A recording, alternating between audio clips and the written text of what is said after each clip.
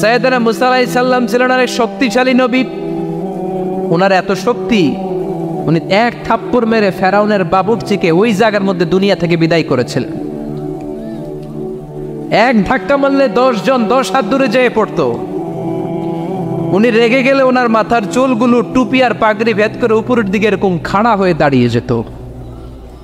স্বয়ং মালাকুল মাউতকে থাপ্পড় মেরে চোখ কানা করে দিয়েছিলেন।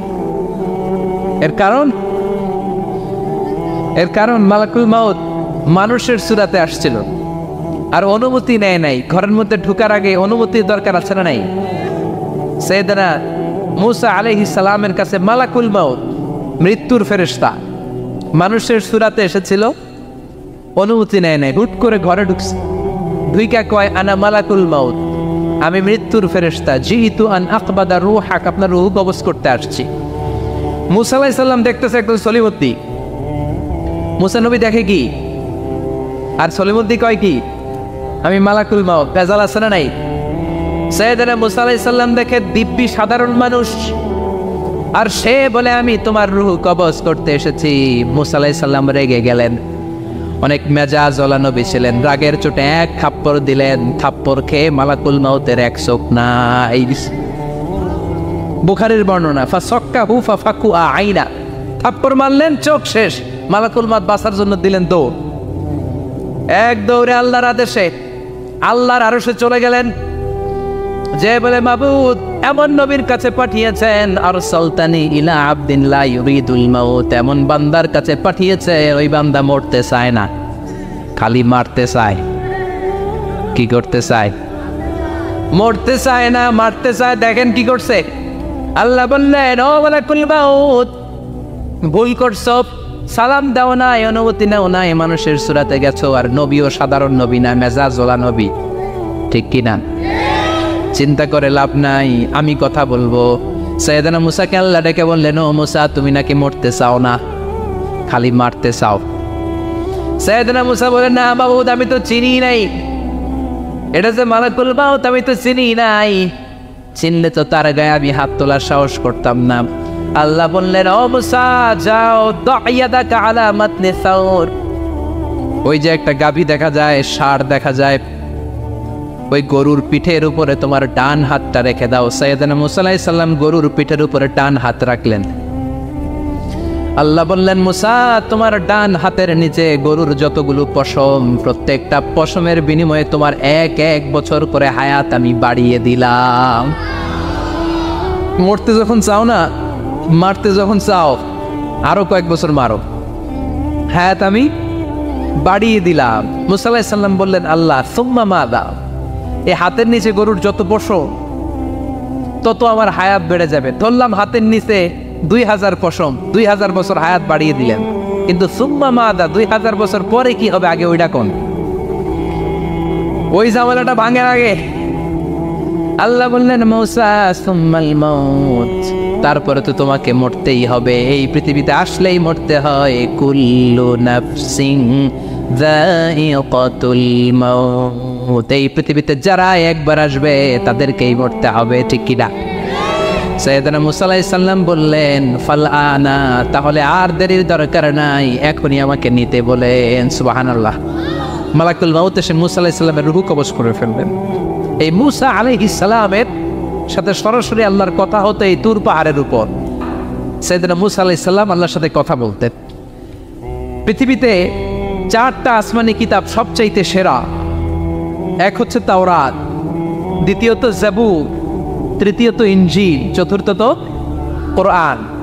তাওরাত আল্লাহ নাজিল করেছেন সাইয়েদনা মুসা আলাইহিস সালামের উপর, জাবুর নাজিল করেছেন দাউদ আলাইহিস সালামের উপর, ইনজিল নাজিল করেছেন ঈসা আলাইহিস সালামের উপর, আর বিশ্বনবীর উপর নাজিল করেছেন কোরআন, ঠিক কিনা? এই তাওরাতকে রব্বুল আলামিন স্বয়ং নিজ হাতে লিখে কাঠের ফলকের মধ্যে, তক্তার মধ্যে লিখে সাইয়েদনা মুসা আলাইহিস সালামকে দিয়েছে। সুবহানাল্লাহ। এটাকে আরবিতে বলে আলওয়াহ, লাওহের প্লুরাল হচ্ছে আলওয়াহ। কাঠের তক্তার মধ্যে আল্লাহ নিজে তাওরাত লিখেছেন। কিসের মধ্যে লিখছেন? কথা বলেন, শুনতেছেন? মনোযোগ আছে? কাঠের তক্তার মধ্যে তাওরাত লিখলেন, লিখে মুসা আলাইহিস সালামকে বললেন, মুসা ফিহি বুরহান ফিহি হুদা ফিহি হিদায়াত। এই হচ্ছে তাওরাত কিতাব, আমি নিজ হাতে লিখে দিয়েছি। এর মধ্যে হেদায়েত আছে, এর মধ্যে বরকত আছে, এর মধ্যে বুরহান আছে, দলিল আছে। যাও এই কাঠের তক্তার মধ্যে লেখা তাওরাত কিতাবকে নিয়ে যাও, বনি ইসরাইলের কাছে এই তাওরাত কিতাবের দাওয়াত দাও। সাইয়েদনা মুসা আলাইহিস সালাম ছিলেন এক শক্তিশালী নবী। উনি ভাবলেন অল্প কয়েকটা তক্তা, কাউকে ডাকার দরকার নাই, আমার ভাই হারুন রে লাগবে না, আমি যথেষ্ট। আমার ভাই হারুন রে কষ্ট করে পাহাড়ের উপরে টেনে আনার দরকার নাই, 3-4টা তক্তা আমি নিজেই নিতে পারবো, নিজেই নিতে পারবো মনে করে সাইয়েদনা মুসা আলাইহিস সালাম আল্লাহর লেখা তক্তার উপরে যে তাওরাতের ফলক, এই ফলক ধরে টান দিয়েছে উঠানোর জন্য। আল্লাহ যেহেতু কিতাব দিয়েছে নিয়ে যায়, কিন্তু কি আজীব তামাশা, তক্তা ধরে কাঁধে তুলবে তো দূরের কথা, নাড়াতেই পারে না। সুবহানাল্লাহ, আসতে বলেন, নাড়াতেই পারেন। ওয়াতুরি সিনিন, আল্লাহ বললেন তিন আর জাইতুনের কসম, মানে ফিলিস্তিনের কসম। ওয়াতুরি সিনিন, তুর পাহাড়ের কসম, যেই তুর পাহাড়ের উপরে আমি তাওরাত কিতাব নাজিল করেছি। তাওরাত কিতাবটাকে কাঠের ফলকের মধ্যে লিখে বললেন মুসা নিয়ে যাও। মুসা আলাইহিস সালাম নিতে পারে না, মনে আছে? মনে আছে আপনাদের না ভুলে গেছেন? মুসা আলাইহিস সালাম ধরলেন, নাড়াতে পারেন না, আর কাঁধে তুলবে তো দূরের কথা, নাড়াতেই তো পারেন। এত শক্তিশালী নবী। তাওরাতের যে আলওয়াহ, আলওয়াহুত তাওরাত, তাওরাতের ফলক, এই বাণীগুলো নিয়ে বাণীবাহকের কাজ করবে, বার্তাবাহকের কাজ করবে, বনি ইসরাইলের কাছে এই পয়গাম পৌঁছে দিবে, কিন্তু তুলতেই তো পারে না। আল্লাহর ডেকে বলে, আল্লাহ পারি না। আল্লাহ বললেন ট্রাই করো, ট্রাই এগেইন, আবার চেষ্টা করো, দেখো না পারো কিনা। হাবিল সাইয়েদনা মুসা আলাইহিস সালাম ভাবলেন এই দিক দিয়ে পারি না, ওই দিক দিয়ে ধরলে মনে হয় পারবো। এবার তক্তার ওই পাশ দিয়ে নাড়াচাড়া শুরু করছে, ওই দিক দিয়েও পারে না। এবার ভাবলেন এক কাজ করি, মাঝখান দিয়ে দেখি নাড়াতে পারি কিনা। সাইয়েদনা মুসা আলাইহিস সালাম কাঠের তক্তাগুলোর মাঝখান দিয়ে ধরলেন, টান দিলেন, কিন্তু তক্তা নড়ে, নাড়ানোই যায় না, কাঁধে তুলবে তো দূরের কথা। সাইয়েদনা মুসা আলাইহিস সালাম অপরাধ হয়ে আল্লাহর ডেকে বললেন, ও মাবুদ পারি না। আল্লাহ আসলে চাপছে মুসা যেন বলে পারি না। মুসা পারে না এটা শুনতে আল্লাহর বড় মনে চায়। সুবহানাল্লাহ কইবেন না? কারণ সব জায়গায় উনি পারে আর মারে। আজকে সাইয়েদনা মুসা আলাইহিস সালামের কণ্ঠে আল্লাহ শুনতে চায়, আল্লাহ আমি অপারগ, আমি পারি না। সাইয়েদনা মুসা আলাইহিস সালাম বলে, আল্লাহ সাইয়েদনা জিবরাইলকে যদি বলেন আমারে যদি একটু সাহায্য করে, আমার কাঁধে তুলে দিলে আমি নিয়ে বাড়িতে যাব। সাইয়েদনা জিবরাইলকে একটু বলেন। আল্লাহ বললেন, যাও জিবরাইল, হেল্প আউট মুসা, মুসা আলাইহিস সালামকে সাহায্য করো। এবার সাইয়েদনা মুসা আলাইহিস সালাম ধরলেন এইদিকে, সাইয়েদনা জিবরাইল ধরলেন এইদিকে। দুইজন মিলে তাওরাত লেখা কাঠের তক্তাগুলো উঠাতে চাইলেন, কিন্তু কি আজীব তামাশা, সাইয়েদনা জিবরাইলও পারে না। সাইয়েদনা মুসা আলাইহিস সালাম বললেন, ও ভাই জিবরাইল, চলো জায়গা চেঞ্জ করে তুমি এদিক দিয়ে ধরো, আমি ওই দিকে ধরি, আবার জোরসে টান মারো। দেশ গ্রামে কয় না জোরসে টান, এইও সিস্টেমে দুইজন মিলে টানে, কিন্তু নাড়াতেই পারে না। আগে তো হাতে নিবে, তারপরে কাঁধে তুলবে, দুইজনেও পারে না। গায়ে যত জোর আছে সাইয়েদনা মুসা আলাইহিস সালাম জোরসে টান দিলেন, যত জোর, সব জোরকে একসাথে করে তিনি টান দিয়েছেন। টানের চোটে দেহের প্রতিটা লোমকূপ থেকে ঘাম বেরোতে শুরু করেছে। টানের চোটে রক টান খেয়ে যাচ্ছে, কোমরের রক ছিঁড়ে যাওয়ার অবস্থা, কিন্তু কাঠের ফলকগুলো নাড়ানো যায়। সাইয়েদনা মুসা আলাইহিস সালাম বললেন, আল্লাহ জিবরাইলও পারে না। জিবরাইলের সাথে হাজার হাজার সহকারী ফেরেশতা, তাদেরকে একটু বলেন হেল্প করার জন্য। সুবহানাল্লাহ পড়েন। হাজার হাজার ফেরেশতা তুর পাহাড়ের উপর সবাই মিলে জোরে জোরে টান দেয়, জোরে জোরে টান দেয়। সবাই মিলে চেষ্টা করে তাওরাত লেখা ফলক এক প্রান্ত থেকে আরেক প্রান্ত কোন জায়গা দিয়ে ধরে 1 ইঞ্চি নাড়াতে পারে না। এই অবস্থা দেখে আল্লাহ বললেন, ঘটনা কি? আল্লাহ পারি না। সাইয়েদনা মুসা আলাইহিস সালাম কি বলে? আল্লাহ পারি না। আল্লাহ বললেন, মুসা এই ফলকগুলোর এত ওজন নয়, কাঠের এই তক্তাগুলোর এত ওজন নয়, কিন্তু এই কাঠের তক্তার মধ্যে যে বাণীগুলো লেখা হয়েছে, বাণীগুলো কার? এটা আমার বাণী, আমার কথা। এই জিনিসটা বোঝানোর জন্য আমি এটার ওজনকে ভারী করে দিয়েছি। এবার জিব্রাইলের সহকারী ফেরেশতা লাগবে না, জিব্রাইলের সহযোগিতা লাগবে না, তোমার গায়ে আমি যেই জোর দিয়েছি টান দিয়ে দেখো সবগুলারে কাঁধে তুলে নিতে পারবা। সাইয়েদনা মুসা আলাইহিস সালাম এবার বিসমিল্লাহ বলে সব কিমি তাওরাত লেখা কাঠের তক্তাগুলো কাঁধে নিয়ে এক দৌড়ে বাড়ি। আল্লাহু আকবার। যেই পাহাড়ের উপর এই তক্তা টানাটানির ঘটনা ঘটেছে পাহাড়টার নাম, এজন্য আল্লাহ বললেন ওয়াত্তিনি ওয়াজ্জাইতুনি ওয়া তুরি সিনিনা ওয়া হাযাল বালাদিল আমিন। তিন আর জাইতুনের কসম, তুর পাহাড়ের কসম। আবার তুর পাহাড়ের মধ্যে নূরের তাজাল্লি দিয়েছে কে? ফালাম্মা তাজাল্লা রাব্বুহু জাআলাহু দাক্কান ওয়া খাররা মূসা সাইকা। সাইয়েদনা মুসা আলাইহিস সালাম বললেন আল্লাহ তোমাকে দেখতে চাই। আল্লাহ বললেন দেখতে পারবে না, পাহাড়ের দিকে তাকাও, পাহাড়ের মধ্যে নূরের তাজাল্লি দেব, যদি পাহাড় টিকে যায় তাহলে দেখতে পাবা। আল্লাহ যখন তুর পাহাড়ের উপর তাজাল্লি মেরেছেন, পাহাড় ভেঙে খান খান হয়ে যায়, সাইয়েদনা মুসা আলাইহিস সালাম বেহুশ হয়ে যায়। এই বেহুশ হওয়ার ঘটনা আর পাহাড় জ্বলে ছাই হওয়ার ঘটনা যেখানে ঘটেছে, ওই পাহাড়টার নাম জোরে বলেন। ওই তুর পাহাড়ের কসম কেটেছে কে?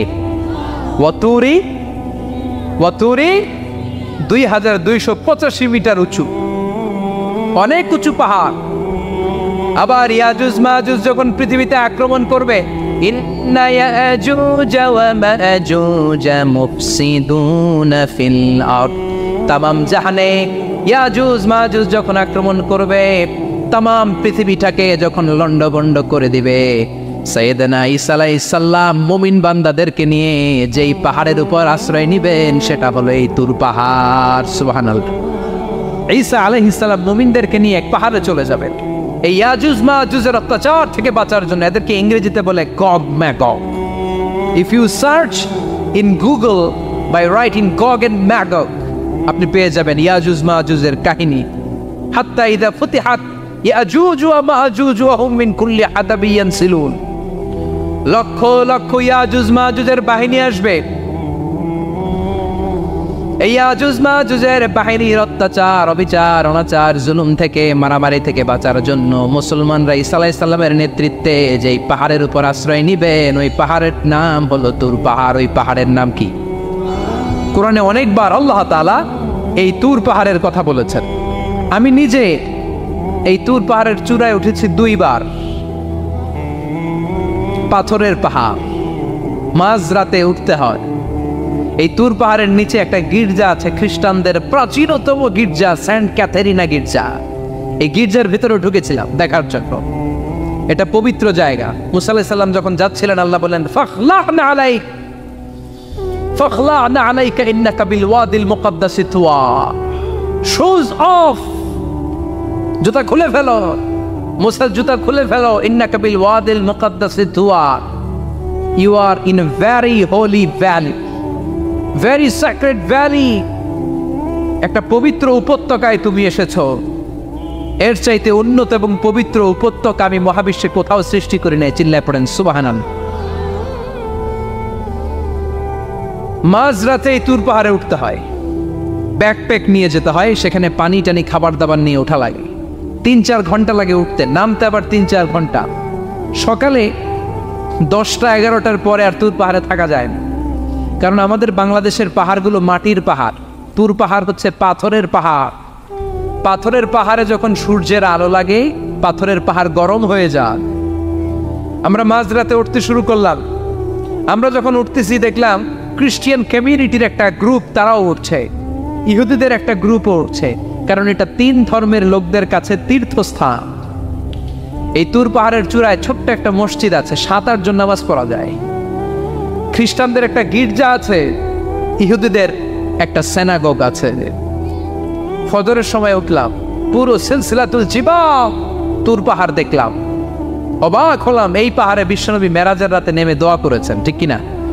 এই পাহাড়ে ঈসা আলাইহিস সালাম মুমিনদেরকে নিয়ে ইয়াজুজ মাজুজের আক্রমণ থেকে বাঁচার জন্য আশ্রয় নিবেন। এই তুর পাহাড়ের কসম কোরআনের ভেতরে কেটেছে কে? এজন্য আল্লাহ বললেন ওয়াত্তিনি ওয়াজ্জাইতুনি ওয়া তুরি সিনিনা ওয়া হাযাল বালাদিল আমিন। তিন আর জাইতুনের কসম, ওই মিশরের তুর পাহাড়ের কসম, ওয়া হাযাল বালাদিল আমিন, এই নিরাপদ শহরের কসম। শহরটার নাম কি? কি নাম? এই নিরাপদ শহর দ্বারা আল্লাহ বুঝিয়েছে মক্কা, না ফিলিস্তিন না, ফিলিস্তিন হচ্ছে প্রথমটা। কিন্তু হাযাল বালাদিল আমিন, এই নিরাপদ শহর দিয়ে আল্লাহ বুঝিয়েছেন মক্কা শহরকে। চিৎকার করে বলবেন কোন শহর? মক্কা শহর। এই মক্কা শহরের আগের নাম বাক্কা। মক্কার আগের নাম কি? জোরে বলেন, আরো জোরে। ইন্না আউওয়ালা বাইতিন উদিআ লিন-নাসি লাল্লাযী বিবাক্কাতা মুবারাকা হুদাল লিল আলামিন, নিশ্চয়ই পৃথিবীর সর্বপ্রথম ঘর যেই শহরের মধ্যে আমি আল্লাহ স্থাপন করলাম, শহরটার নাম হলো বাক্কা শহর। কি শহর? এই বাক্কা পরে চেঞ্জ হয়ে হয়েছে মক্কা। আল্লাহু আকবার। তার মানে আজকে জানলেন মক্কা শহরের আগের নাম হলো বাক্কা। আগের নাম কি? মক্কা শহরে অনেক হোটেল আছে, হোটেলের নাম ফুন্দুক বাক্কা। দেখছেন? ফুন্দুক বাক্কা মানে বাক্কা হোটেল। এই বাক্কা হচ্ছে মক্কার আগের নাম, মনে থাকবে। আল্লাহ বললেন হাযাল বালাদিল আমিন, এই নিরাপদ শহরের কসম, এই শহরের চেয়ে নিরাপদ শহর পৃথিবীর মধ্যে।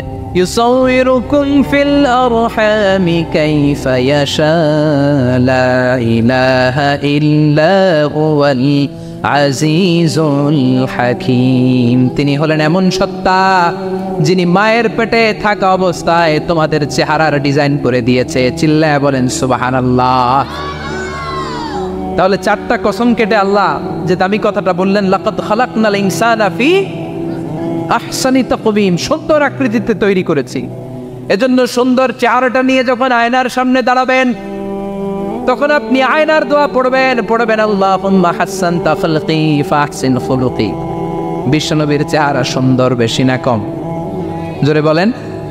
চাঁদের চেয়ে সুন্দর তুমি নবী আমার কামলিওয়ালা, চাঁদের চেয়ে সুন্দর তুমি নবী আমার কামলিওয়ালা, দু জাহানের বাদশাহ তুমি প্যারা নবী সাল্লে আলা, দু জাহানের বাদশাহ তুমি প্যারা নবী সাল্লে আলা, চাঁদের চেয়ে সুন্দর তুমি নবী আমার কামলিওয়ালা। সুবহানাল্লাহ। বিশ্বনবীর চেহারাটা বড় সুন্দর ছিল। এত সুন্দর চেহারার মানুষ পৃথিবীতে দ্বিতীয়টা নাই। ওই চেহারা নিয়ে বিশ্বনবী আয়নার সামনে যখন দাঁড়াতেন, উনি বলতেন আল্লাহুম্মা হাসসানতা খালকি ফাহসিন খুলুকি। এর মানে হলো আল্লাহ আমার চেহারাটা আপনি যেমন সুন্দর করেছেন, আমার চরিত্রটাও সুন্দর করে দিয়ে। This is the attitude. এটাকে বলা হয় attitude. What a marvellous amazing attitude he belongs. বিশ্বনবীর কি সুন্দর অ্যাটিটিউড ছিল। সুন্দর চেহারা নিয়ে আয়নার সামনে দাঁড়িয়ে তিনি বলতেন, আল্লাহ আমার চেহারাটা যেমনি সুন্দর করেছো, আমার চরিত্রটাকেও সুন্দর করে দাও। আমার বাহিরটা যেমন সুন্দর, আল্লাহ আমার ভেতরটারেও সুন্দর করে দিও। পড়েন আমিন। এই আয়নার দোয়া পারেন তো? আয়নার সামনে দাঁড়ায় এই দোয়া পড়েন তো? নাকি বলেন আয়না বসাইয়া দিও কলবের ভিতর? এগুলো বলবেন? পড়েন আল্লাহুম্মা হাসসানতা খালকি ফাহসিন খুলুকি, আল্লাহুম্মা হাসসানতা খালকি ফাহসিন খুলুকি। হে আল্লাহ, সবাই বলেন হে আল্লাহ তুমি আমার চেহারাটা সুন্দর করেছ, তুমি আমার চরিত্রটাও সুন্দর করে দিও। আমিন। আর জোরে পড়েন আমিন। এই জন্য নিজে যখন আয়নার সামনে দাঁড়াবেন এটা বলবেন, আপনার স্ত্রী যখন আয়নার সামনে দাঁড়ায় তখন এইটা বলবেন, আপনার বাচ্চা যখন আয়নার সামনে দাঁড়ায় তখন এই দোয়া পড়বেন। রাজি আছেন তো? আয়নার সামনে দাঁড়িয়ে আমরা বলবো হাসসানতা খালকি, আল্লাহ তুমি আমার চেহারাটা সুন্দর করেছো। আমরা সবাই সুন্দর, আমরা সবাই সুন্দর। যার কালার কালো, কালো চামড়ার লোক, তার মধ্যে একটা সৌন্দর্য আছে না নাই? আল্লাহ বললেন এই কালো আর দলো এগুলো তো বাইরে। ওয়াখতিলাফু আলওয়ানিকুম ওয়া আলসিনাতিকুম, তোমাদের গায়ের রঙের ভিন্নতা, ভাষার ভিন্নতা, এগুলো আল্লাহর মিরাকেল। একজন সাদা, একজন কালো, একজন ধূসর বর্ণের, এক একজনের চেহারার সাথে আরেকজনের চেহারার মিল নাই। সুবহানাল্লাহ। এটাই সৌন্দর্য। এজন্য আল্লাহ বললেন লাকাদ খালাকনাল ইনসানা ফি আহসানি তাকওয়িম, আমি গোটা মানব জাতিকে চমৎকার একটা স্টাইল দিয়ে তৈরি করেছি। এই স্টাইলের সাথে পৃথিবীর কোনো প্রাণীর কোনো মিল থাকে না। সুবহানাল্লাহ, কি অসাধারণ আমাদের কাঠামো। আপনি যদি হিউম্যান ব্রেইন নিয়ে চিন্তা করেন, আমাদের ব্রেইনের ক্যাপাসিটি কিন্তু অনেক বেশি। এই পৃথিবীতে সবচেয়ে পাওয়ারফুল যে কম্পিউটার আবিষ্কার করা হয়েছে এটার নাম Cray super computer. United States of আমেরিকাতে যারা মিলিটারি বেসে জব করে তাদের ম্যাথমেটিক্যাল ইকুয়েশন ড্র করার জন্য, সলিউশন করার জন্য এই ক্রে-1 সুপার কম্পিউটার তারা ইউজ করে। বিজ্ঞানীরা হিউম্যান ব্রেইনের ক্যাপাসিটির সাথে ওই ক্রে-1 সুপার কম্পিউটারের তুলনা করেছে। তারা তুলনা করে দেখেছে ক্রে-1 সুপার কম্পিউটারের চেয়েও আমাদের ব্রেইন শতগুণ বেশি শক্তিশালী। আমাদের হেয়ারিং সিস্টেম নিয়ে যদি আপনি গবেষণা করেন অবাক হয়ে যান। এই যে কানের মধ্যে এখানে পেঁচানো দেখা যায়, এটা কি আল্লাহ এমনি এমনি দিছে? মা খালাকতা হাদা বাতিলা, এমনি এমনি আল্লাহ কিচ্ছু দেয় নাই। এই পেঁচানো ডিজাইন না থাকলে আপনি শুনতে পেতেন না। আপনার কান দুইটা যদি কেটে কান কাটা রমজান করে দেয়, আপনি কোনো আওয়াজ শুনতে পাবেন না। এই কানের ডিজাইনগুলো, এই আঁকাবাঁকা পথগুলো আল্লাহ তাআলা দিয়েছে ইথারে ভেসে আসা সাউন্ডগুলোকে ইলেকট্রিক্যাল সিগন্যালের মাধ্যমে ভেতরে ঢুকানোর জন্য। কানের তিনটা পার্ট থাকে, একটা হচ্ছে আউটার এয়ার, একটা হচ্ছে মিডল এয়ার, তারপরে হচ্ছে ইনার এয়ার, মাঝখানে এয়ার ড্রাম থাকে। এই আউটার এয়ার থেকে, মিডল এয়ার থেকে তারপরে ইনার এয়ারে ইলেকট্রিক্যাল সিগন্যাল দিয়ে বাতাসে ভেসে আসা এই সাউন্ডের ওয়েভগুলো, এই তরঙ্গগুলোকে ইলেকট্রিক্যাল সিগন্যাল দিয়ে ট্রান্সমিট করে ব্রেইনের হেয়ারিং নার্ভের কাছে পাঠিয়ে দেয়। এই সূক্ষ্ম কাজগুলো হতে আসলে অনেক সময় লাগে, কিন্তু 1 সেকেন্ডের মধ্যে আমি বলছি আর আপনারা সেকেন্ডে শুনছেন। চিল্লা এখন সুবহানাল্লাহ। আবার কান যেখানে রাখা দরকার আল্লাহ ওইখানে রাখলেন, চোখ দুইটা যেখানে দেয়া দরকার ওইখানে দিলেন, নাক যেখানে দেয়া দরকার ওইখানে, মুখ যেখানে দেয়া দরকার। এর চেয়ে সুন্দর করে কি আর তৈরি করা যেত? নাক এইখানে না রেখে অন্য জায়গায় সেট করলে কি বেশি সুবিধা হতো? নাক যদি পেছনে থাকতো, খাওয়ার সময় খাবারটা বাসি না ভালো এটা ঘ্রাণ নেওয়ার জন্য সব সময় খাবার পেছনে নিয়ে ধরা লাগতো, ঠিক কিনা? তার মানে নাক এই জায়গায় রাখাতে সুবিধা হয়েছে না? সুবহানাল্লাহ কইবেন না? কি সুন্দর মুখটা দিলেন, হ্যাঁ, কি সুন্দর চোখ দিলেন। এই কান দিয়ে আমরা শুনি, দেখেন কানের সেটিংটা কত সুন্দর।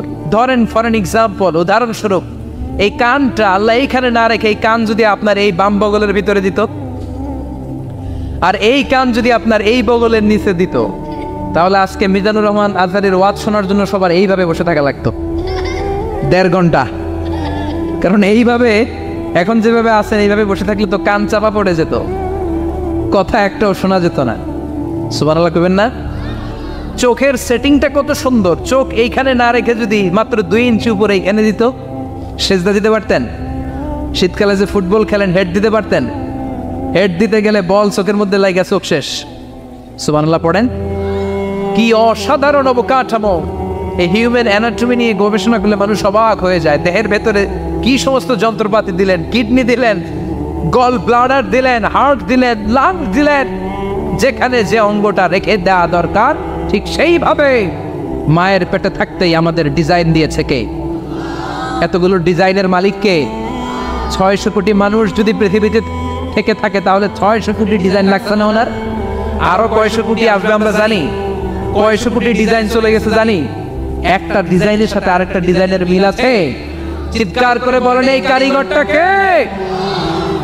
এজন্য আল্লাহ বলেন 4টা জিনিসের কসম কেটে তোমাদেরকে আমি যেটা বলবো শোনো। লাকাদ খালাকনাল ইনসানা ফি আহসানি তাকওয়িম।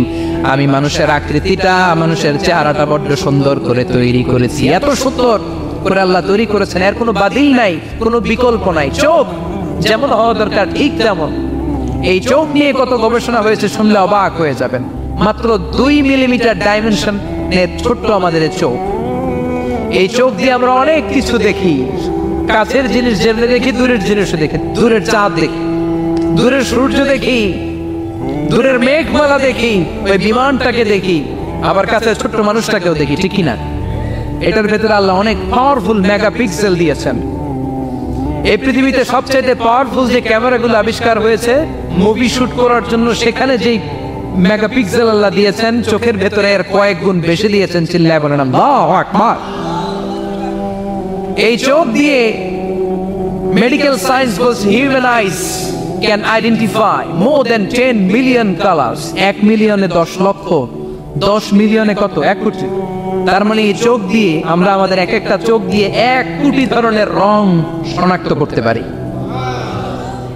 এক লাল রঙের মধ্যে কত লাল, লাইট রেড, ডিপ রেড, কত ধরনের মিক্স করে কত কালার হয়, সবকিছু চোখ দিয়ে আমরা ধরতে পারি। চিল্লায় বলেন আল্লাহু আকবার। জিহ্বা দিয়ে স্বাদ নেওয়ার সুযোগ দিলেন। এই জিহ্বার পার স্কয়ার সেন্টিমিটারে টেস্ট বাড রয়েছে 184টা। সেই হিসাবে আপনার জিহ্বার উপরিভাগ দিয়ে আপনি 10,000-এরও বেশি ধরনের খাদ্যের স্বাদ আস্বাদন করতে পারেন। চিৎকার করে পড়েন আল্লাহু আকবার। এক একটা অঙ্গ নিয়ে যদি আপনি গবেষণা করেন, কত কাজ করার সুযোগ আল্লাহ তাআলা দিয়ে দিলেন। 206টা নাকি হাড়ের পিস রেখেছে আল্লাহ এক একটা দেহের ভিতরে। 206টা না, 206টা হাড় আছে আমাদের প্রত্যেকের দেহের ভিতরে। কয় পিস হাড়ি? কথা কয় না, 206টা। সবচেয়ে ছোট হাড়টা আছে কানের ভিতরে। সুবহানাল্লাহ পড়েন। সবচেয়ে ছোট হাড়।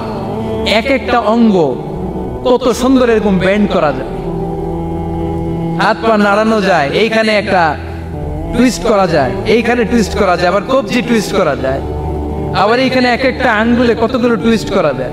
সুবহানাল্লাহ কইবেন না? কত কাজ এই হাতের। এই হাত দিয়ে ঘুষি মারা যায়, হ্যাঁ, হাত দিয়ে আটার খামির বানানো যায়, হাত দিয়ে ভারী জিনিস উত্তোলন করা যায়। আবার এই হাত দিয়ে দেখেন ক্রিকেটাররা কি সুন্দর বল করে, এটা দিয়ে স্পিন বল করে, লেগ স্পিন করে, অফ স্পিন করে, পেস বল করে। এক হাতের মধ্যে কত কারসাজি। সুবহানাল্লাহ করে না? আবার বাঁ হাতে স্পিন করে না, বল এদিকে পড়ে ওদিকে চলে যায়, আছে না নাই? আবার এই আঙ্গুল দিয়ে কত কাজ। বাজার থেকে বাজার করে যখন বাজারের ব্যাগ যখন নিয়ে আসেন, হাতে ধরেন নাকি আঙ্গুলে ধরেন? কত কাজ। এই আঙ্গুল দিয়ে মোবাইল টিপে আমরা মোবাইল ইউজ করি, আঙ্গুল দিয়ে ল্যাপটপে আমরা টাইপ করি। ডাক্তাররা এই আঙ্গুল দিয়ে সুই ইউজ করে সূক্ষ্ম সূক্ষ্ম সার্জারির কাজগুলো করে। অবাক হয়ে যাবেন এই আঙ্গুলের কত কাজ। এই আঙ্গুল দিয়ে আবার এখন ক্রিকেটেও এরকম 2 আঙ্গুল তুললে ছক্কা, আছে না নাই? আবার 1 আঙ্গুল তুললে আউট, আবার এটা তুললে ভিক্টরি, বিজয় চিহ্ন। দেখবেন যত নেতা খেতা করে পুলিশে ধরে এটা দেখায়, আছে না নাই? এইভাবে কত ধরনের নমুনা আমরা ইউজ করি, কতভাবে হাতগুলোকে ইউজ করি, কতভাবে পা গুলোকে ইউজ করি। দেহের এই সৌন্দর্য আমাদের দান করেছে কে? লাকাদ খালাকনাল ইনসানা ফি আহসানি তাকওয়িম। আমি মানুষকে সবচাইতে সুন্দর আকৃতিতে তৈরি করেছি। সুবহানাল্লাহ পড়েন, চিল্লায় পড়েন আল্লাহু আকবার। আল্লাহ বললেন মানুষ সবচাইতে সেরা, মানুষ হলেন সবচাইতে সেরা। মানুষ যখন সেরা হয়, মানুষের চাইতে সেরা কেউ হয় না। আবার মানুষ যদি নিকৃষ্ট হয়ে যায়, মানুষের চাইতে নিকৃষ্ট কেউ হতে পারে না, ঠিক কি না? আল্লাহ বললেন মানুষের আকৃতি আমি বড্ড চমৎকার করে বানালাম। সবচেয়ে সুন্দর আকৃতি মানুষের। সবচেয়ে সুন্দর আকৃতি কার? জোরে বলেন। সবচেয়ে বেশি মর্যাদা কার? আশরাফুল মাখলুকাত কে? আশরাফুল মাখলুকাত কে? চিল্লায়া বলেন। নাকি হাতি? রয়্যাল বেঙ্গল টাইগার শক্তিশালী না? এটা এটা তো মানুষ খায়া ফেলায়, তো এটাই না আশরাফুল মাখলুকাত হওয়া দরকার? হাতি সবচেয়ে শক্তিশালী না? তো এইটাই না আশরাফুল মাখলুকাত হওয়া দরকার? এগুলো কোনটাই আশরাফুল মাখলুকাত না। আশরাফুল মাখলুকাত হচ্ছে মানুষ। আশরাফুল মাখলুকাত কি? চিল্লায় বলেন আশরাফুল মাখলুকাত কে? এজন্য আল্লাহ বললেন লাকাদ খালাকনাল ইনসানা ফি আহসানি তাকওয়িম। আমি মানুষকে চমৎকার আকৃতি দিয়ে তৈরি করেছি। সুম্মা রাদাদনাহু আসফালা সাফিলিন। আবার মানুষকে আমি একেবারে নিম্নগামী করেছি। উপরে যেমনি নিয়েছি, আবার মানুষকে নিম্নগামীও করেছি। তার মানে মানুষ যদি সম্মানিত হয়, মানুষের চেয়ে বেশি সম্মানিত কেউ হতে পারে? মানুষ যদি সম্মানিত হয়, মানুষের চেয়ে সম্মানিত হওয়ার সুযোগ কারো আছে? দলিল কি? দলিল হচ্ছে বিশ্বনবী যখন মেরাজে যাচ্ছিলেন, একটা সার্টেন লেভেল, যে একটা নির্দিষ্ট জায়গায় যে সাইয়েদনা জিব্রাইল বললেন ইয়া রাসূলুল্লাহ আমি আর উপরে যেতে পারবো না, আমার খেলা এই জায়গায় শেষ, নবী আপনার খেলা এখন শুরু। সুবহানাল্লাহ। ও নবী, এই জায়গার নাম সিদরাতুল মুনতাহা, এটা সীমান্ত বৃক্ষ। এটা হচ্ছে বর্ডার এরিয়া। কি এরিয়া? এটা হলো বর্ডার এরিয়া। এখানে আমার খেলা শেষ। আজীবন আমি এই জায়গায় এসে কান পেতে আল্লাহর অর্ডার শুনেছি, আর ওই অর্ডার তামিল করার জন্য দুনিয়াতে নেমেছি। আমি জিব্রাইলের উপরে যদি 1 ইঞ্চি উপরে ওঠার চেষ্টা করি, আমার শত শত পাখাগুলোকে জ্বালিয়ে ছাই করে দিবে কে? সাইয়েদনা জিব্রাইলের উপরে যেতে পারে নাই। যেখানে সাইয়েদনা জিব্রাইলের খেলা শেষ, ওইখানে বিশ্বনবীর খেলা শুরু হয়েছিল। কোন সুবহানাল্লাহ। তার মানে মানুষ যখন উপরে ওঠে, এত উপরে উঠে যায়, ফেরেশতাদেরকেও হার মানিয়ে ফেরেশতাদের উপরে চলে যায়। আবার মানুষ যখন নিচে নামতে শুরু করে, শয়তানকেও হার মানিয়ে নিচে চলে যায়। ঠিক কিনা? তার মানে হাইয়ার হলে সব দিক দিয়ে হাইয়ার। হাইয়েস্ট তো অল ক্রাইটেরিয়াতে সে হাইয়েস্ট, লোয়েস্ট তো অল ক্রাইটেরিয়াতে সে লোয়েস্ট। মানুষ ভালো হলে এর চেয়ে ভালো আর হয় না, মানুষ খারাপ হলে তার চাইতে খারাপ আর হয় না। এজন্য আল্লাহ বললেন সুম্মা রাদাদনাহু আসফালা সাফিলিন। মানুষকে যেমনি আমি সুন্দর আকৃতি দিয়ে তৈরি করেছি, আবার ওই মানুষকে আমি আল্লাহ নিম্নগামী করেছি। যেটা উপরে ওঠে ওইটা আবার নিচেও নামা লাগে। ঠিক কিনা? কোন কোন তাফসীরে মুফাসসিরিনে ইকরাম বলেছেন আসফালা সাফিলিন দিয়ে বার্ধক্যকে বোঝানো হয়েছে। যৌবনে মানুষের চেহারার সৌন্দর্য বেড়ে যায়। যৌবন যখন ঠিকরে পড়ে, একজন তাগড়া যুবক, তার চেহারার মধ্যে যে সৌন্দর্য, ওই ছেলেটাই যখন বুড়ো হয়ে যায়, তার চেহারার দিকে কেউ তাকাতে চায় না। রং ধরা যৌবন জং ধরে নাই, জং ধরে শেষ। ঠিক কিনা? আবার কোন কোন মুফাসসির বলেছে না, এটা নৈতিক অধঃপতন। সুম্মা রাদাদনাহু আসফালা সাফিলিন। মানুষ যখন নিম্নগামী হয়, সবচেয়ে খারাপ হয়ে যায়। এই মানুষের মধ্যে যখন নেফাকি দেখা দেয়, মানুষ যখন মুনাফিক হয়ে যায়, সবচেয়ে খারাপ হয়ে যায়। মুনাফিকের চরিত্র যখন একজন মানুষের মধ্যে সে ধারণ করে, নিচে যেতে যেতে এত নিচে সে চলে যায়, শয়তান দেখে অবাক হয়ে যায়। শয়তান দেখে মনে মনে কয়, এইটাই যদি দুনিয়ায় আইব, আমারে আল্লাহ বানাইছে কেন? কথা বুঝতে পারছেন? মানুষ এত নিচে যায়, শয়তান অবাক হয়ে বলে, এইটাই যদি দুনিয়াতে থাকবে, তো আমি তৈরি হইলাম কেন? আমি শয়তান হইলাম কেন? এজন্য মানুষ ভালো হলে সবচেয়ে ভালো, খারাপ হলে সবচাইতে খারাপ। তার কারণটা কি? মানুষ যখন খারাপ হয়, পশুর চাইতেও খারাপ হয়ে যায়। জোরে বলেন ঠিক কিনা? আমরা বলি না তুই পশুর চাইতেও অধম? মানবিকতা হারিয়ে যখন মানুষ অন্যায় কাজ করে, তখন আমরা বলি তুই পশুর চাইতেও অধম। ঠিক কিনা? এজন্য বলা হয় জনসংখ্যা বাড়ছে, মানুষ বাড়ছে না। বাড়ছে জনসংখ্যা, বাড়ছে কি মানুষ? বাড়ছে নাকি? মানুষ নাই। এই দুনিয়া এখন তো সেই দুনিয়া নাই, মানুষ নামের মানুষ আছে, দুনিয়া বোঝায়। সেই মানুষের ভিড়ে আমার আসল মানুষ নাই। এই দুনিয়া এখন তো সেই দুনিয়া নাই, মানুষ নামের মানুষ আছে, দুনিয়া বোঝায়। সেই মানুষের ভিড়ে আমার আসল মানুষ নাই। আসল মানুষের বড় অভাব। এজন্য বাড়ছে জনসংখ্যা, মানুষ বাড়ছে না। মানুষ যখন খারাপ হয়ে যায়, পশুকেও হার মানায়। আল্লাহ বলে উলাইকা কাল আনআম বাল হুম আদাল উলাইকা হুমুল গাফিলুন।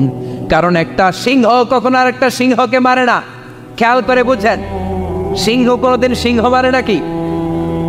বাঘ বাঘ মারে নাকি? হাতি কোনোদিন হাতি মারে নাকি? কিন্তু মানুষ মানুষকে মারে, ঠিক কিনা? আওয়াজ করে উত্তর দেন, একটা বাঘ আর একটা বাঘকে 8 টুকরা 10 টুকরা করে নাকি? একটা হাতি আর একটা হাতিকে কোনোদিন 20 টুকরা 14 টুকরা করে নাকি?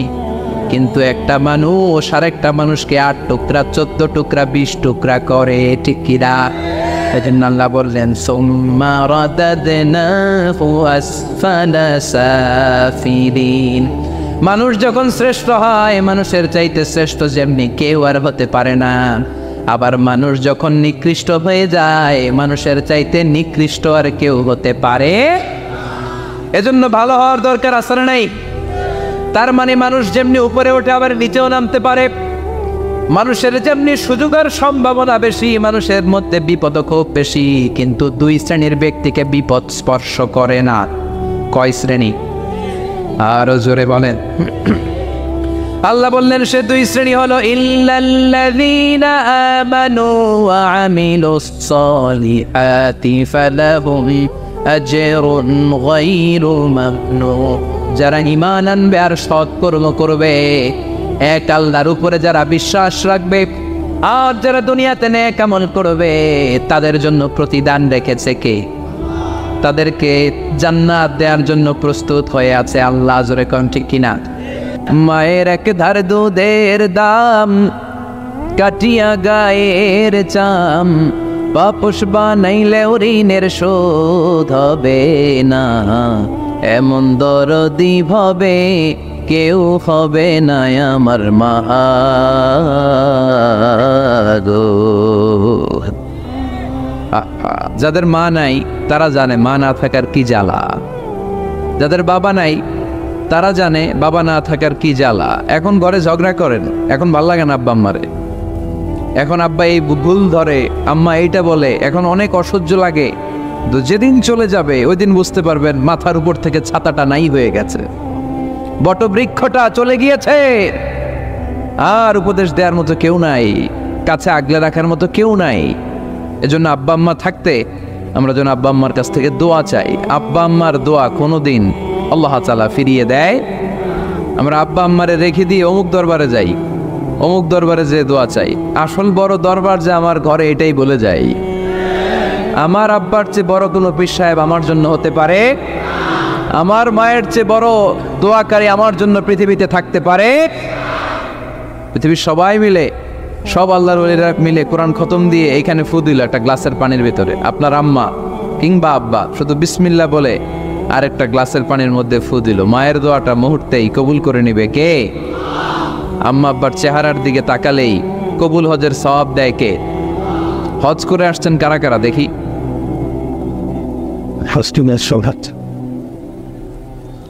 অনেক হাজি সাহেবান আছে, মাশাআল্লাহ, হাত নামান। এই যে 3 লক্ষ 4 লক্ষ টাকা খরচ করে হজ করে আসলেন, আপনার হজটা আল্লাহর কাছে গ্র্যান্টেড, কবুল হয়েছে, এরকম কবুল হয়েছে এই মর্মে হাত তুলতে পারবেন কে কে দেখি? হুজুর আমি নিশ্চিত আমারটা কবুল হয়েছে। নাই, কারণ কবুল করার মালিক কে? আমরা কামনা করি সব হাজি সাহেবদের হজ কবুল হোক। আমি হজ করেছি 2018 সালে, আমরা কামনা করি আমাদের হজ উমরাগুলো কবুল হোক, কিন্তু হাত তুলে বলা যাবে হুজুর আমারটা কবুল হইছেই, বলা যাবে? হইতেও পারে, নাও হইতে পারে। হাজি সাহেব লেখার জন্য, আল হাজ লাগানোর জন্য অনেকে যায়, আছে না নাই? তাওয়াফুল ওয়াদা একটা তাওয়াফ আছে, বিদায়ী তাওয়াফ। কি তাওয়াফ? হজের সব কাজ শেষে ফেরার আগে কাবা ঘরের সাথে দেখাটা, মোলাকাত করে আসতে হয়। আল্লাহর হাবিব বললেন সর্বশেষ দেখাটা যেন কাবা ঘরের সাথে হয়, 7টা তাওয়াফ যেন সে করে।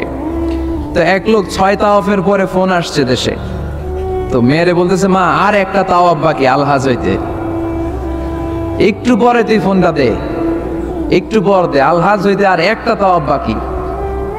তো উনি গেছে কি হওয়ার জন্য? আলহাজ হওয়ার জন্য। নামের আগে আলহাজ লাগাবেন না। কেউ যদি আপনারে বলে হাজি সাহেব, বলুক, কিন্তু আমি হজ করছি একজনকে দেখানোর জন্য। তিনি কে? আল্লাহ। এজন্য ইখলাসটা বড় জরুরি। লোক দেখানো মনোভাব আমাদের সবকিছুকে ধ্বংস করে দেয়। তো যারা হজ করেছেন কেউ কিন্তু হাত তুলতে পারলেন না যে হুজুর আমি 100% কনফার্ম যে আমার হজটা কবুল হয়েছে। কিন্তু আল্লাহর হাবিব বলেন রহমতের নজরে তোমার আব্বা আম্মার চেহারার দিকে যদি একবার তাকাও, মুহূর্তেই একটা কবুল হজের সওয়াব তোমার আমল নামে আল্লাহ দিয়ে দিবে। চিল্লায় পড়েন আল্লাহু আকবার। এজন্য আব্বা আম্মা থেকে দোয়া নেওয়ার দরকার আছে না নাই? দোয়া চাইবেন, দোয়া চাইবেন। মায়ের মর্যাদা অনেক বেশি, বাবার চেয়ে 3 গুণ বেশি, কমসে কম। কয় গুণ বেশি? মা মা মা, তারপর বাবা, 3 বার মা। কয়বার মা?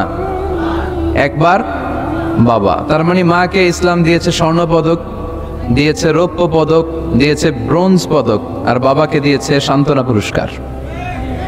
আমরা এটা নিয়েই খুশি, ঠিক কিনা? তাহলে মাকে 3টা পুরস্কার, স্বর্ণ পদক ও মা, রৌপ্য পদকও মা, ব্রোঞ্জ পদকও মা, বাবারে দিছে কি সান্ত্বনা পুরস্কার। এজন্য মায়ের মর্যাদা বেশি। লাউ কাতাআতা জিলদাক, চামড়া কেটে যদি মায়ের পায়ের জুতা বানিয়ে দাও। ছোটবেলা যে মায়ের বুকের দুধ খেয়েছো, আল্লাহর হাবিব বললেন এক ঢোক দুধের শোধ আদায় হবে না, ঠিক কিনা? অনুরূপ ভাবে মুসাফিরের দোয়া আল্লাহ ফিরিয়ে দেয় না। সফরে বেরোলেই দোয়া করবেন, পারবেন? মনে থাকবে? এখান থেকে ঢাকা যান না আপনারা, আনতা মুসাফির, এখান থেকে ঢাকা গেলে আপনি মুসাফির, দোয়া করা শুরু করে দিবেন। যদি জুলুমের শিকার হন, মাজলুম, ইত্তাকু দাওয়াতাল মাজলুম, আল্লাহর হাবিব সাল্লাল্লাহু আলাইহি ওয়াসাল্লাম বললেন মজলুমের বদদোয়াকে ভয় করো, কারণ মজলুমের বদদোয়া আর আল্লাহর আরশের মাঝখানে আল্লাহ কোনো পর্দা রাখে না। দোয়া করতে দেরি, এই দোয়া কবুল করে নেয় কে? মজলুমের দোয়া আল্লাহ তাআলা কবুল করে। এজন্য আব্বা আম্মার কাছ থেকে যেন আমরা বেশি বেশি দোয়া নিতে পারি, আল্লাহ তুমি তৌফিক দাও। দোয়া চাওয়াও সুন্নাহ, দোয়া করাও সুন্নাহ, বুঝতে পেরেছেন? দোয়া নিজের জন্যও করবেন, অন্যের জন্যও করবেন। রাজি আছেন তো? অনেকে বলে হুজুর আমার দোয়া আমি করব, আমি আরেকজনের জন্য করব কেন? ওনারটা উনি করুক, আমারটা আমি করি, এরকম কথা আছে না? নেই না, অন্যের জন্য দোয়া করবেন, এতে লাভ আছে। আপনি যখন কারোর জন্য দোয়া করেন, ফেরেশতারা আল্লাহর কাছে দোয়া করতে থাকে, আল্লাহ যেই দোয়া সে তার ভাইয়ের জন্য করলো, আগে দোয়াটা তার নিজের জন্য কবুল করে দাও। মা মিন মুসলিম ইয়াদউ লিআখিহিল মুসলিম বিযাহরিল গায়ব ইল্লা ক্বালাল মালাক ওয়ালাকা বিমিসলিন। ফেরেশতারা বলে ওয়ালাকা বিমিসলিন, আপনি দোয়া করলেন আল্লাহ আমার এই ভাইটার টাকা পয়সা নাই, তুমি তারে ধনী বানায় দাও। ফেরেশতারা তখন বলে ওয়ালাকা বিমিসলিন, মানে আল্লাহ যিনি দোয়া করতেছে আগে তারে ধনী বানিয়ে দাও। সুবহানাল্লাহ কইতে পারলেন না? আরো জোরে বলেন সুবহানাল্লাহ।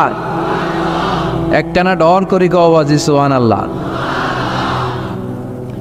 আপনার ভাই অসুস্থ, আপনি দোয়া করলেন আল্লাহ আমার ভাইটা অসুস্থ, তারে তুমি সুস্থ করে দাও। ফেরেশতারা বলে ওয়ালাকা বিমিসলিন, মানে আল্লাহ যিনি দোয়া করতেছে তার কোনো রোগ বালাই থাকলে আগে তারে সুস্থ করে দাও। তাই জন্য অন্যের জন্য দোয়ার দরকার আছে না নেই? আল্লাহর হাবিব সাল্লাল্লাহু আলাইহি ওয়াসাল্লাম বললেন দোয়া মুখুল ইবাদা, দোয়া হচ্ছে ইবাদতের নির্যাস। নামাজ পড়লেন, রোজা রাখলেন, যাকাত দিলেন, কিন্তু দোয়া করলেন না, আপনি মিস করলেন, ঠিক কি না? আরেক বর্ণনায় এসেছে আদ-দুআ হুয়াল ইবাদা, দোয়াটাই নাকি ইবাদত। দোয়া যে করতেছেন এটাই ইবাদত, আওয়াজ করে পড়তে হবে আল্লাহু আকবার। এজন্য প্রতিটা সালাতে যখন আমরা নামাজে দাঁড়াই, যখন মুসল্লায় দাঁড়াই, আমরা যখন সূরাতুল ফাতিহা পড়ি, এর মধ্যে আল্লাহ একটা দোয়া শিখিয়েছেন, পড়েন ইহদিনাস সিরাতাল মুস্তাকিম, ইহদিনাস সিরাতাল মুস্তাকিম। ও আল্লাহ, show us the right path, show us the correct path। আল্লাহ আমাদেরকে সহজ সরল সোজা পথ দেখান। আল্লাহর হাবিব সাল্লাল্লাহু আলাইহি ওয়াসাল্লাম একবার খেজুর গাছের ডাল দিয়ে মরুভূমিতে একটা টান মারলেন, সোজা একটা টান, আর ডানে বায়ে অনেকগুলো দাগ কাটলেন। আল্লাহর হাবিব বললেন ডানের ছোট ছোট রাস্তাগুলো শয়তানের রাস্তা, ওরা হাতছানি দেয়, আসো নাচের অনুষ্ঠানে আসো, গানের অনুষ্ঠানে আসো, মদের আড্ডাখানায় আসো, জুয়া খেলাতে আসো, ওইদিকে যাওয়া যাবে না। মুমিনের রাস্তাটা সোজা, এটা সিরাতুল মুস্তাকিম। এই রাস্তায় যদি একবার উঠে যান, ডানে বায়ে কোনো মোড় নাই, খালি চলবে, খালি চলবে, ইউটার্ন নাই, কোনো চৌমুহনী নাই। এই রাস্তা শুরু হয়েছে দুনিয়াতে, এই রাস্তার শেষ মাথা ঢুকে গিয়েছে জান্নাতে। এজন্য প্রতিদিন সালাতে আমরা পড়ি আল্লাহ তুমি আমাদেরকে সরল সঠিক পথ দেখাও। আমরা যদি কোনোদিন রাস্তা হারিয়ে ফেলি, আমাদেরকে রাস্তা দেখায় কে? আমি যদি কোনোদিন পথ ভুলে যাই, হাতে ছানি দিয়ে কাছে নিও, মমতার বন্ধনে আমায় বেঁধে সব ভুল ক্ষমা করে দিও। পড়েন আমিন। এজন্য সালাতের মধ্যে দোয়া আছে না নাই?